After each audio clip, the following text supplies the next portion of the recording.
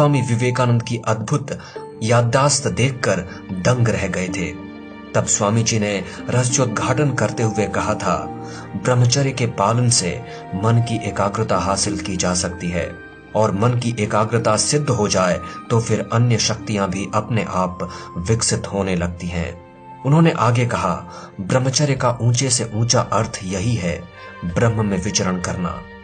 जो ब्रह्म में विचरण करे, जिसमें जीव भाव न बचे, वही ब्रह्मचारी है।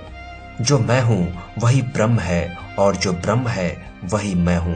ऐसा अनुभव जिसे हो जाए वही ब्रह्मचर्य की आखिरी ऊंचाई पर पहुंचा हुआ परमात्मा स्वरूप है। संयम की आवश्यकता सभी को है, चाहे बड़ा वैज्ञानिक हो या दार्शनिक, विद्वान हो या बड़ा उपदेशक, सभी को संयम की जरूरत है।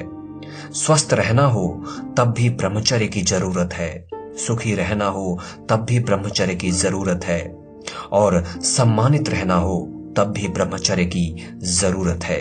कोई चारों वेद पढ़कर कंठस्थ कर ले और उसका अर्थ भी समझ ले, उसके पुण्य को तराजू की एक तरफ रखें और दूसरे तरफ कोई अंगूठा छाप है लेकिन 8 प्रकार के ब्रह्मचर्य से बचा है, उसका पुण्य रखे तो ब्रह्मचारी का पलड़ा भारी होगा।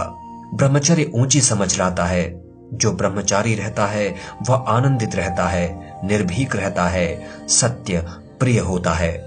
दोस्तों, इसी प्रकार एक और स्थान पर विवेकानंद ब्रह्मचर्य का महिमा मंडन करते हुए कहते हैं, क्या तुम नहीं जानते, यह शक्ति सभी में आ सकती है। यह शक्ति उनमें आती है जो 12 वर्ष तक अखंड ब्रह्मचर्य का पालन करता है। ईश्वर को पाने के एकमात्र लक्ष्य के साथ मैं स्वयं उस तरह के ब्रह्मचर्य का पालन कर चुका हूं और उससे मानो कि एक पर्दा सा मेरे मस्तिष्क से हट गया है। इसलिए मुझे अब दर्शन जैसे सूक्ष्म विषय पर भाषण देने के लिए भी ज्यादा तैयारी करना या सोचना नहीं पड़ता।